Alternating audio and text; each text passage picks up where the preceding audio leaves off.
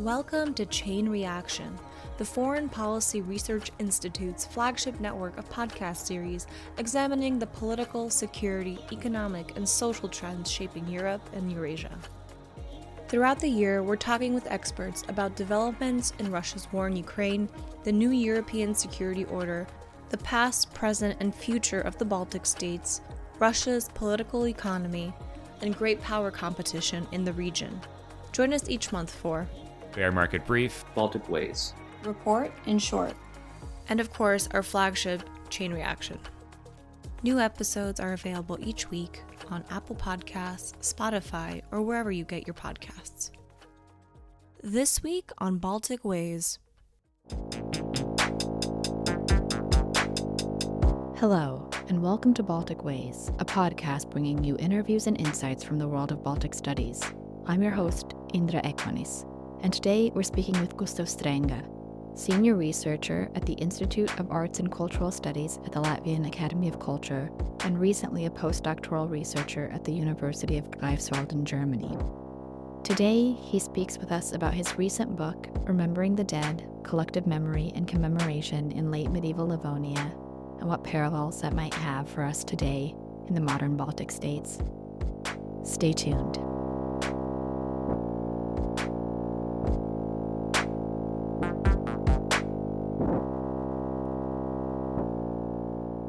Dr. Gustavs Strenga, thank you so much for joining us on Baltic Ways. Perhaps we can start, you can tell us a little bit about your background and how you came into this field of study. First of all, thank you for inviting me. Well, my background is I'm Latvian. I was born in Riga, and I began my studies in Riga in Latvia, and I studied history at the University of Latvia. And since high school, I had an interest into the history of the Catholic Church, partially because I went to a Catholic school. Mm-hmm. And during my studies, when I began studying at the end of the last century, beginning of this century, I understood that I'm interested into medieval history. I wrote my bachelor thesis and also later my MA about Dominicans. It's a mendicant order founded in the 13th century, and then they also had their priories in the Baltics, like in Riga and Tallinn. I spent during my studies a year in Lublin at the Catholic University of Lublin. I had a wonderful Erasmus semester in Kiel in Germany, and I really understood that I want to do medieval history. In Riga, I had really two good professors who were teaching medieval history, but I understood that it's not enough. So I went to Budapest, the Central European University, now located in Vienna, and I studied medieval studies there. And later, I had a chance to study at the University of Queen Mary in London. And I was supervised by Mary Rubin, and my interest in medieval commemoration began. It was a wonderful time, but I had a problem. I didn't have funding. So I moved to Germany to University of Greifswald, where I was continuing writing my doctoral thesis on medieval commemoration and memory in Livonia. And after that, I had a chance to work at the National Library of Latvia, and also two very exciting and interesting postdoctoral projects at the universities of Tallinn and Greifswald. So wonderful. So that's interesting that your early experience in Catholic school has brought you all the way into studying commemoration in medieval Livonia. Thank you for sharing that. So, as I mentioned, you are the author of Remembering the Dead, Collective Memory and Commemoration in Late Medieval Livonia, which came out in November of 2023 and was also awarded the Association for the Advancement of Baltic Studies Book Publication Subvention. It's also one of two recent monographs by Latvian historians to really be published internationally. And our colleague Una Bergmane, who also recently spoke on this podcast, published the other. Your book examines the practices of remembering and how those practices have influenced or had their impact on medieval Livonia, now modern-day Latvia and Estonia. But I wonder if you can tell us a little bit more about that book. Gather it comes from your doctoral research, and tell us a little bit more about the research that informs that work. Yes. So this book, as you said, is a transformed version of my doctoral dissertation, which had a bit different title and which I defended in 2013. And after I finished writing the thesis, I understood, yes, I want to transform it into a book, but maybe with a bit different structure. So it took me quite a lot of time to restructure it.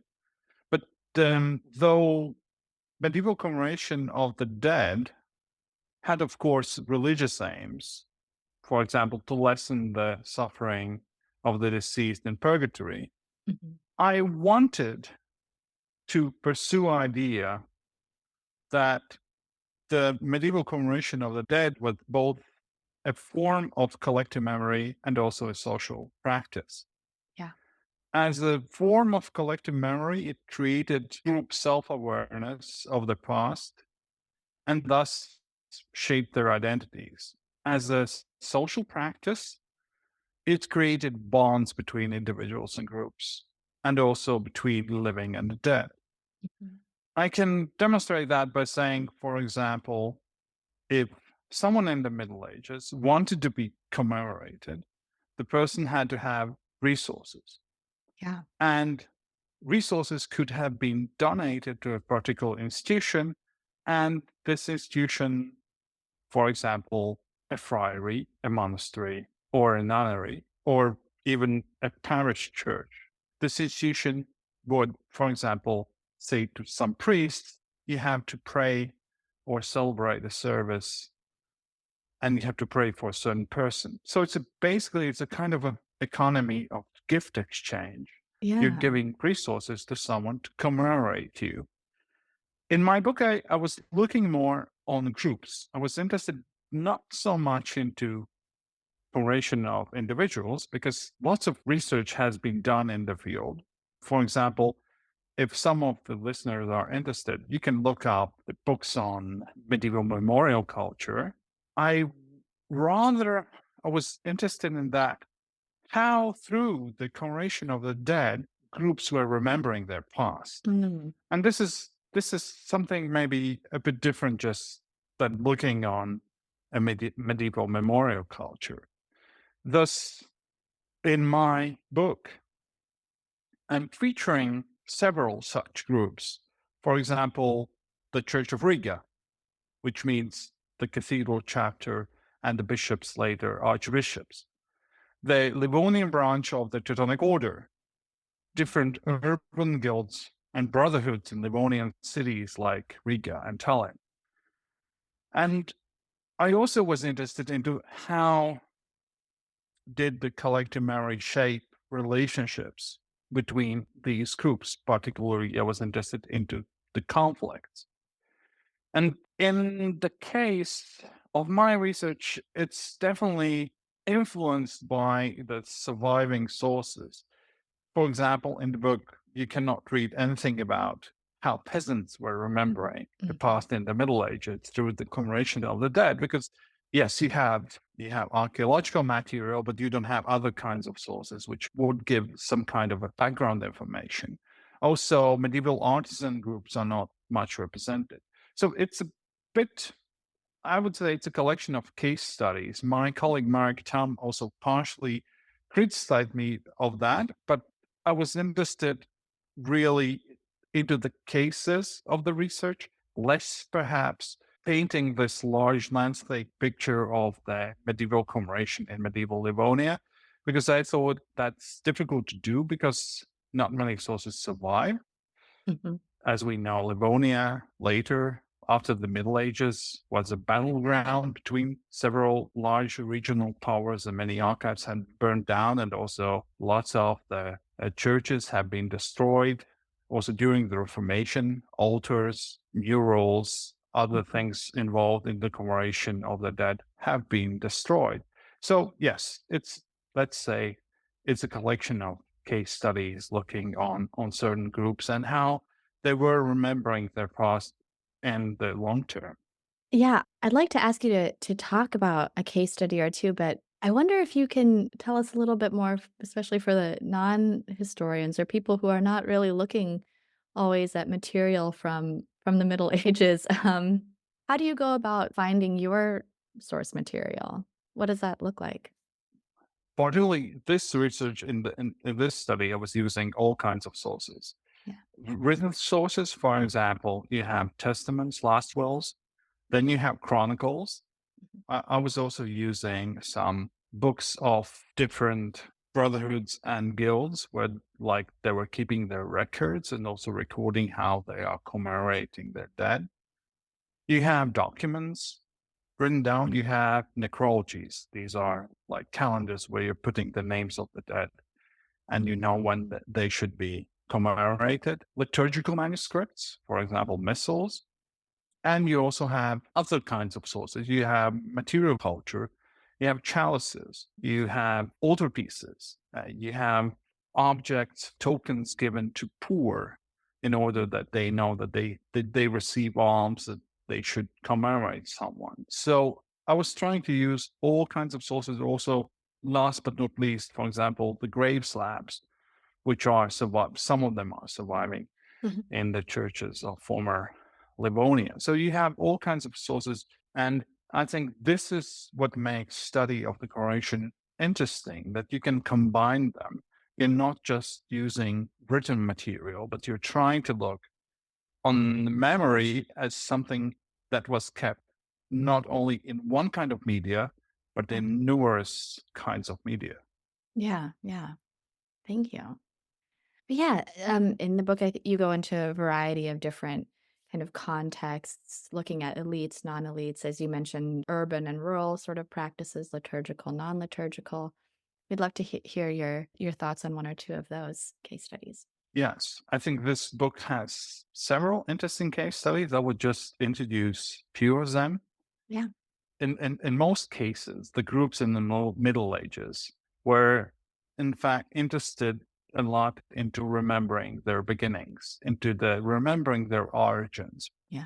As most of the listeners would know, medieval Livonia was Christianized quite late.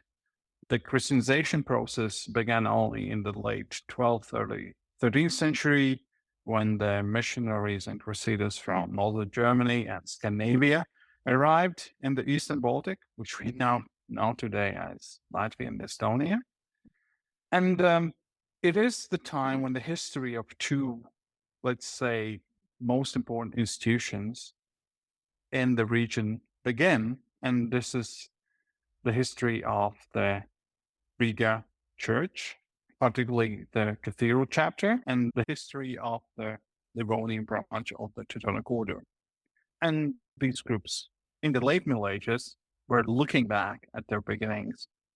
And these events, which took place in the late 12th and early 13th century, were important for them. And also not just events, but also the dead of that age. Mm.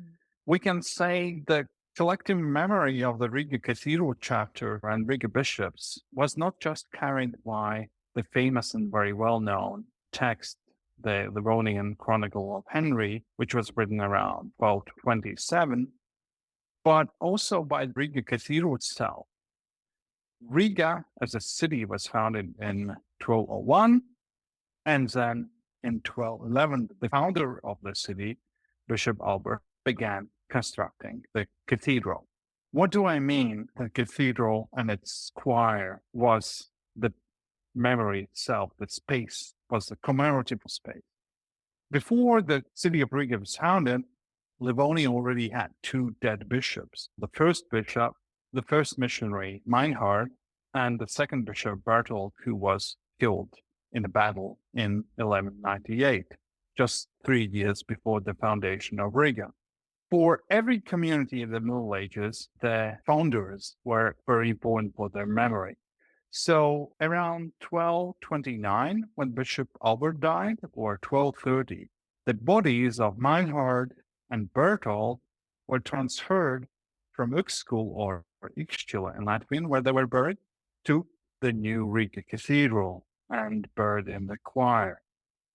And so we could say that in the Middle Ages, they were not just reading a chronicle, this one, for example, the Chronicle of Henry, or commemorating bishops liturgically, but also they were in contact with the graves, with the places where the bishops were buried. So it was both a phenomenon of memory that was recorded in the texts and performed during the liturgy.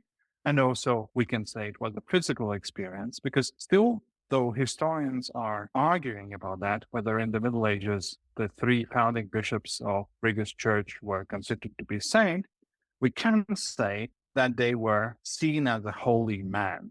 Maybe, yes, we can still argue about their sainthood because they were never canonized in the Middle Ages, but they were seen also as important founding figures. Mhm. In case of the Teutonic Order, it is a bit different. Spaces, maybe if we're talking about this memory of the origins or memory of the beginning, spaces are maybe not so important.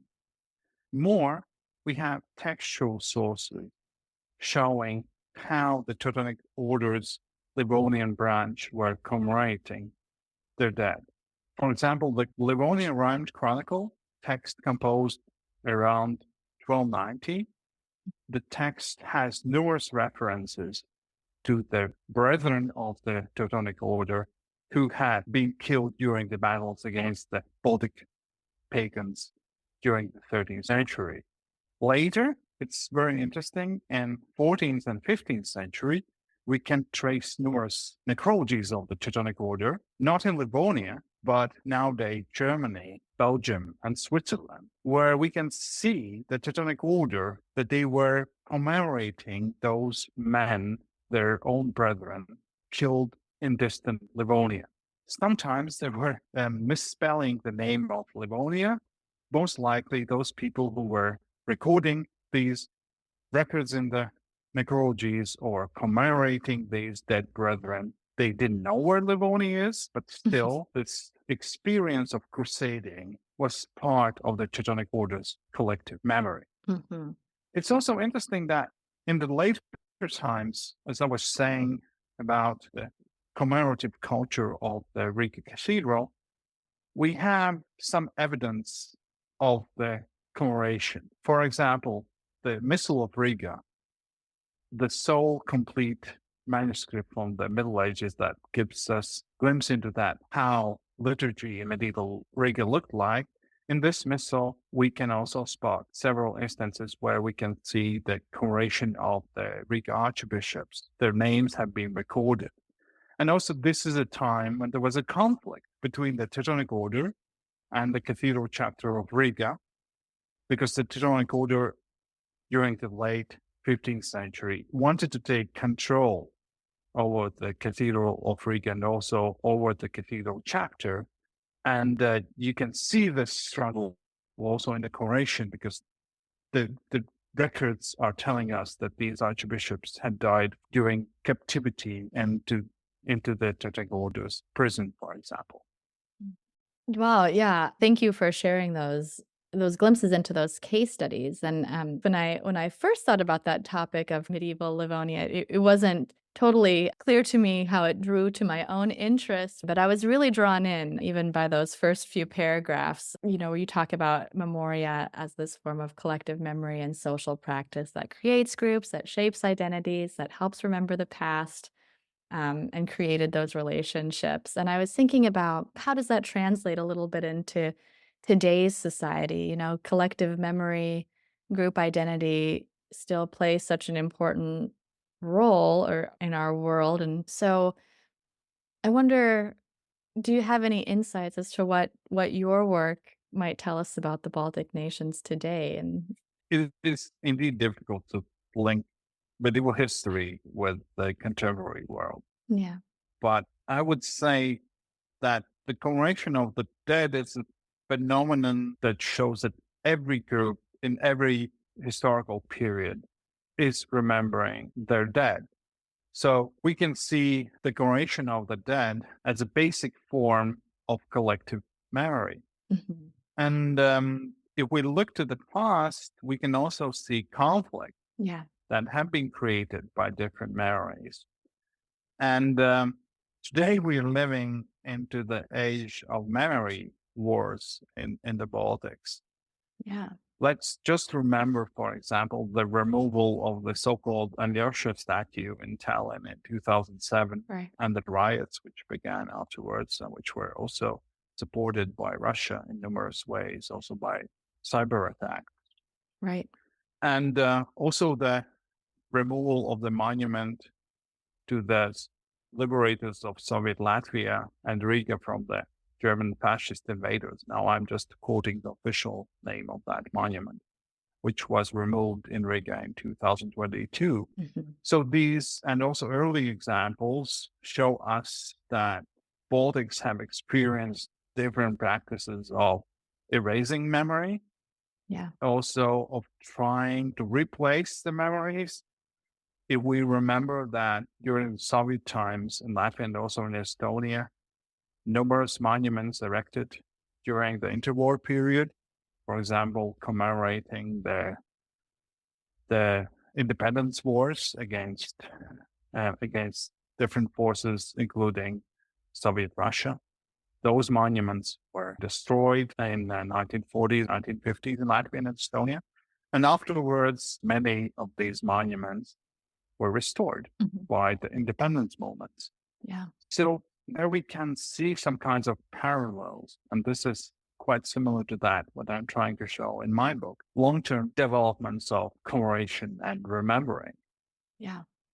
The long tail and how it is perpetually moving that collective identity.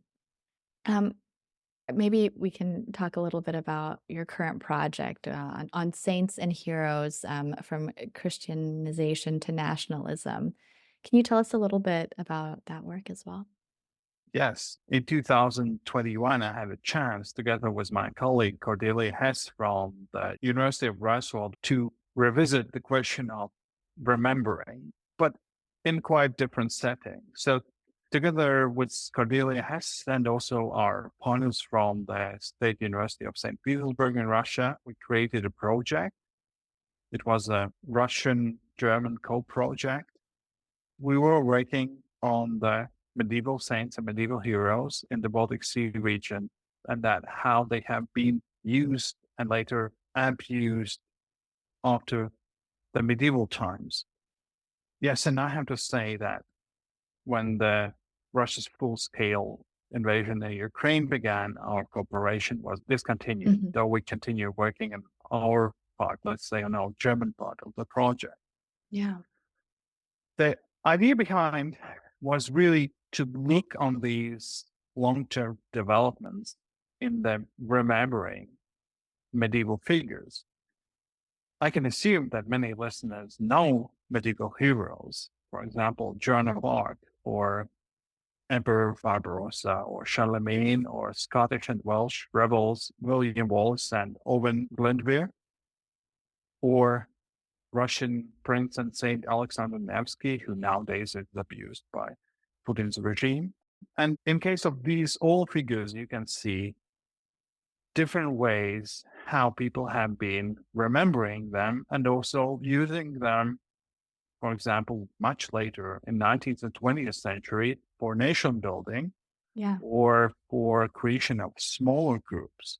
You have lots of examples, for example, in Scandinavia, that medieval saints in late 19th and early 20th century played a very important role in creating identity of Catholic groups in these countries, because let's remember that Scandinavia became Protestant after the Reformation. And then when there was this Catholic revival, many Swedish intellectuals were choosing Saint Bridget as their patron and also revisiting the materials of the canonization process of Saint Bridget and also living this medieval religious life during the late 19th and early 20th century.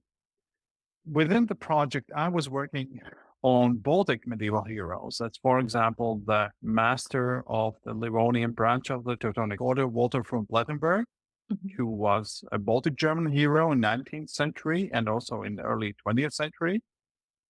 I was also working on Latvian medieval kings as heroes, for example, Viesturs and Namegs. As listeners would know, those were not real kings. During the 1920s and 30s in Latvia, they were called kings, but they were just leaders of the local ethnic groups. In the Mhm. case of Viesturs and Namegs, those were Semigallians. Yeah.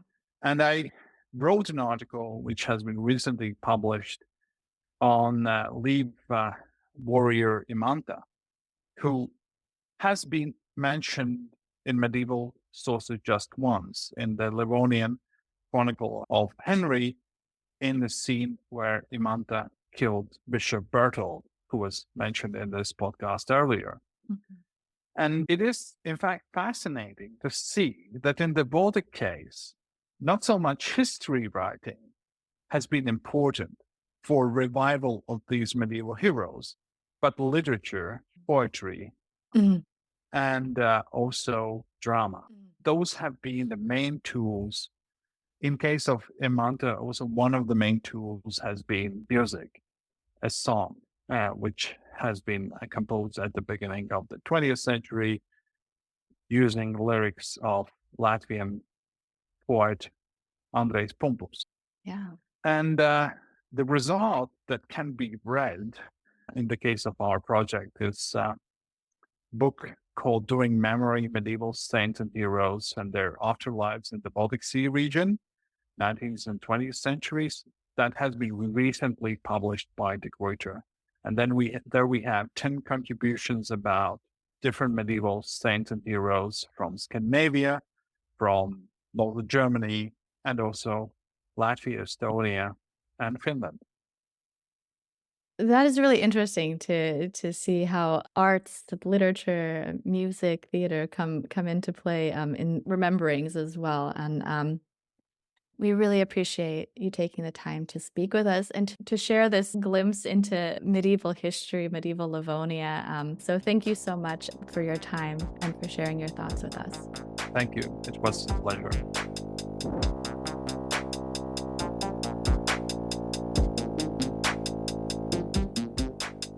Thank you for tuning in to Baltic Ways, a podcast from the Association for the Advancement of Baltic Studies, produced in partnership with the Baltic Initiative at the Foreign Policy Research Institute.